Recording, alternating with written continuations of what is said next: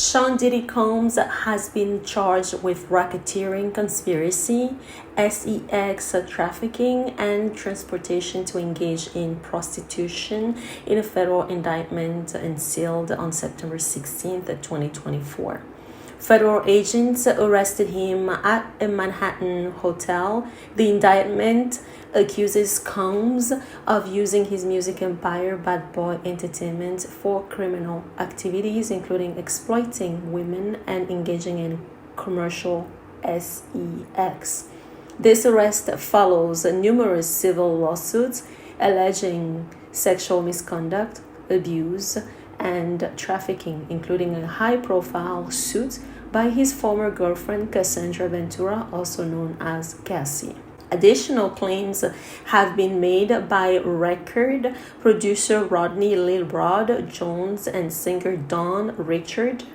And Dawn Richard's suit was literally weeks ago, so about a week or two ago, that her suit came about. Federal raids in March at Combs' properties resulted in the seizure of guns and electronics. Combs' lawyer has dismissed the accusations as baseless. And keep in mind that yesterday Diddy was arrested, but as of today, September 17th, it's confirmed that he has been indicted. So it's now getting serious. Just a few seconds ago, we actually got words that Diddy has offered $50 million to get released, on bail. $50 million to be released on bail. But it looks like U.S. Attorney of Southern District of New York does not want Diddy to be released on bail at all. According to him, he is a flight risk. So all that said, take a listen to what Sean Diddy Combs' lawyer had to say this morning in front of the press, in front of the courthouse, while he was getting ready to enter the court to meet Diddy and start procedures. I spent the evening with him. I was with him until about 1 o'clock. His spirits are good. He's confident. He is dealing with this head on, the way he's dealt with every challenge in his life. And he's not guilty. He's innocent of these charges. We know what the charges are going to be without seeing the indictment. It's going to be racketeering. It's going to be sex trafficking. It's going to be things along those lines. This is what we've been expecting since the searches in March. He, to his great credit, he voluntarily came to New York. Not a lot of defendants do that. He came to New York to basically engage the court system and start the case, and it'll start today. And he's going to plead not guilty, obviously. He's going to fight this with all of his energy and all of his might and the full confidence of his lawyers. And I expect a long battle with a good result for Mr. Combs. So I'm going to fight like hell to get him released, and he should be released with all that he's done and coming here voluntarily. And guys, I'm going to cut it short because I have to go in. All right. So thank you all very much, and I'll keep you all posted. Not this morning. I'm going to see him now. I was with him till 1 o'clock. So. Is he in court already? I don't know. That's one of the things I'm going to go see. But I'm going to run, you guys. Thank you. Thanks a lot. All right, fellas. So what you just heard is Sean Diddy Combs' lawyer. He's currently in New York, about to enter the courtroom. And so basically you heard him. He is saying that, Diddy is innocent and he's gonna fight for his release. This is a reminder that you are watching PopQculture. If you're new to this channel, consider subscribing so you never miss any news in pop culture. Let's carry on. We are now going to listen to the, what's his name? The U.S. Attorney for the Southern District, who will speak on the unravelings of this case. My name is Damian Williams, and I'm the U.S. Attorney here in the Southern District of New York. Today, I'm announcing the unsealing of a 3-count indictment, charging Sean Combs with racketeering conspiracy, sex trafficking, interstate transportation for prostitution. The indictment alleges that between at least 2008 and the present, Combs abused, threatened, and coerced victims to fulfill his sexual desires, protect his reputation, and conceal his conduct. As alleged in the indictment, to carry out this conduct, Sean Combs led and participated in a racketeering conspiracy that used the business empire he controlled to carry out criminal activity, including sex trafficking, forced labor, kidnapping, arson, bribery, and the obstruction of justice. Let me say a little bit more about the charges. The indictment alleges that Combs abused and exploited women and other people for years and in a variety of ways.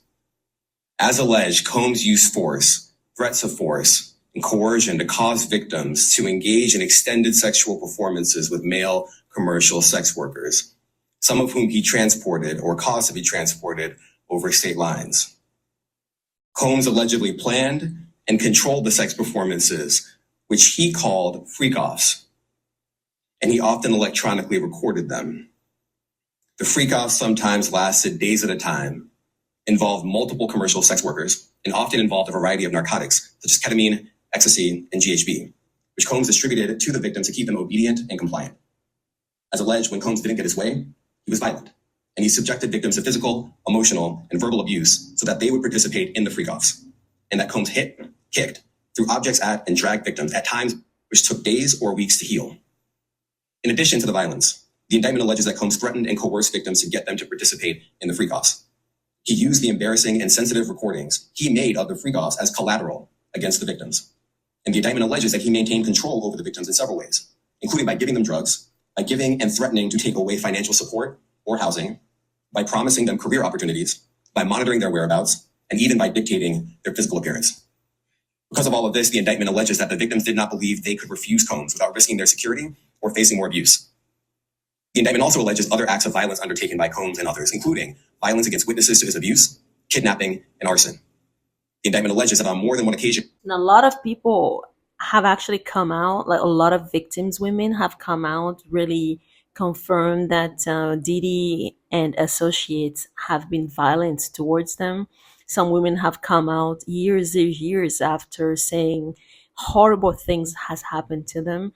So now it looks like everything is now transpiring. The guy, we don't know Diddy, obviously. We don't live with him. He's not part of a family or anything. But he definitely, you know, when you're famous, it comes with its territory. Based on what we know of him on social media, on the internet, and through his artists that he's managed, we do believe that part of all the discoveries that have been coming out, we do believe that there are some people in there that are telling the truth. And there are also those that just got really bad deals with Diddy that want him to fall so that they could feel vindicated.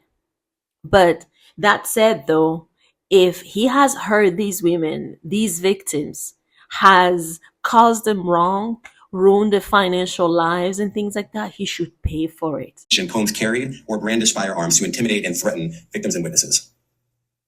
Now, Combs did not do this all on his own. As I mentioned, Combs has been charged with RICO conspiracy. He used his business and employees of that business and other close associates to get his way. Those individuals allegedly included high-ranking supervisors in the business, personal assistants, security staff, and household staff.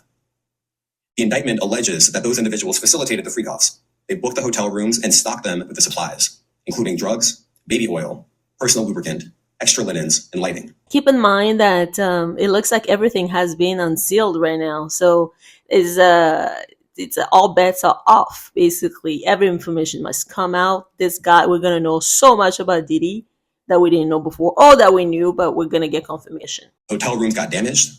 They helped clean it up. They arranged for victims and commercial sex workers to travel for the freak-offs, and they delivered large quantities of cash to Combs to pay for the commercial sex workers. The indictment also alleges that they helped Combs cover up his crimes. During the March 2016 incident at the LA hotel that I mentioned earlier, a member of the hotel security staff intervened, and Combs attempted to bribe the staff member with a stack of cash to make sure that what happened. A lot of people have said that, anytime there's an issue with, Diddy, involving Diddy and, other people related to Diddy in a hotel or whatever there may be, there's always bribery going on to make the things go away. Things happening to his kids, allegedly. Apparently, there's been a lot of sweeping under the rug type of activities.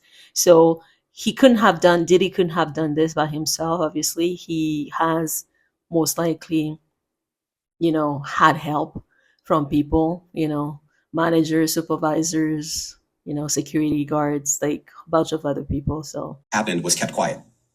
And as the indictment alleges, in late 2023, after public allegations were made about Combs' crimes, he and others pressured witnesses and victims to stay silent, including by making phone calls to witnesses and victims and giving them a false narrative of what they had experienced. And as alleged, Combs used others to help conceal his abuse by monitoring and preventing victims from leaving a location in order to hide their injuries, or by locating and contacting a victim who had attempted to flee. As part of this investigation, in March of this year, special agents from HSI executed search warrants at Combs' residences in Miami and Los Angeles. They also executed a warrant for Combs' electronic devices. During those searches, agents seized evidence of the crimes charged in this indictment. They seized firearms and ammunition, including 3 defaced AR-15s and a large-capacity drum magazine. I mentioned as well, you recovered, or wealthy or famous you may be. No one should doubt our commitment on that. In this case, to come forward and to do it quickly. Anyone with information can call 1-8 credible agents and analysts from SCNY who have also provided. Yeah, so you heard the U.S. Attorney for the Southern District of New York,